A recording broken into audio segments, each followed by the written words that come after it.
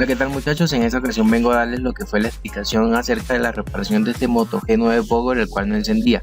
Quería pedirles disculpas porque por cuestiones de tiempo no alcancé a tener la PCB para explicárselas directamente con ella, pero por lo menos acá tenemos el layout en representación gráfica del mismo.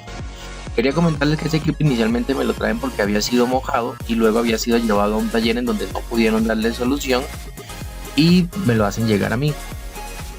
Al desarmar el equipo en este tipo de casos, yo lo primero que hago es conectarlo a la fuente de poder para verificar qué consumo tenga el equipo. En ese caso teníamos un consumo inicial de 590 mA.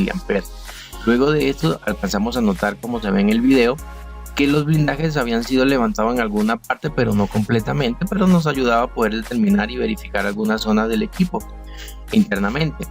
Entre estas pudimos apreciar con la inspección visual que habían bastantes áreas afectadas por la humedad. Luego de esto siempre es recomendable hacer un buen mantenimiento completo con un buen cepillo, bastante alcohol isopropílico para eliminar la mayor cantidad de residuo posible que haya sido provocada por la humedad. Luego de haber hecho el mantenimiento, siempre es recomendable volver a conectar el equipo a la fuente de poder para verificar si su consumo ha disminuido o se mantiene. En mi caso el consumo sí disminuyó, pero no fue una disminución significativa.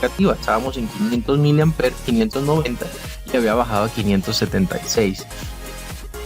Luego de esto, ¿qué recomiendo yo? Vamos a colocar nuestro multímetro en la escala de continuidad para verificar que cerca a los circuitos o alrededor de los circuitos que mayormente se vean afectados por humedad no haya corto. ¿Eso con qué intención? Con verificar que alguna otra línea no esté afectada y saber más o menos hacia dónde podemos irnos en base a un seguimiento que podamos hacer. En mi caso, yo coloqué mi multímetro a la escala de continuidad, estuve midiendo como lo aprecian en el video y afortunadamente no teníamos ningún corto en uno de sus componentes cercanos. ¿Qué nos da a entender esto, muchachos? Que en la mayoría de los casos suele pasar que cuando nos enfrentamos a un problema de humedad cercano a un circuito y este circuito no está protegido por resina, siempre tienen que desconfiar de dicho circuito. La mayoría de las veces se va a meter humedad debajo de él y esto puede ocasionarnos un problema de consumo. Cuando nosotros nos enfrentamos a humedad en un equipo que tenga circuitos protegidos por resina, la humedad no se va a meter en ellos porque la resina evita que da esto.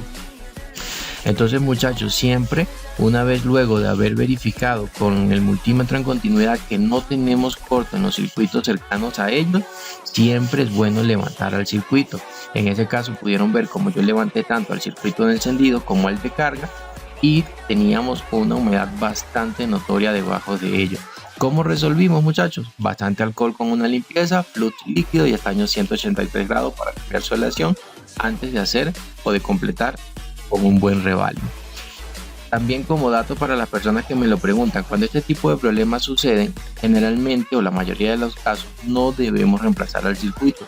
Con solo hacer un buen mantenimiento podemos rescatar al circuito para no tener que cambiarlo.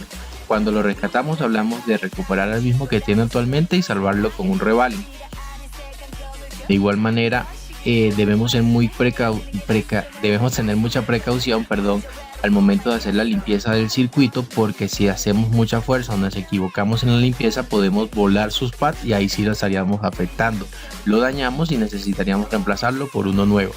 Para los circuitos, para la aleación, yo siempre los cambio con un estaño a 183 grados. Para la aleación del estaño que va en la placa base, yo siempre los cambio con aleación de 138. Eso como dato también para que lo tengan presente, muchachos. Entonces pudieron ver cómo completamos la reparación y dimos solución a este equipo.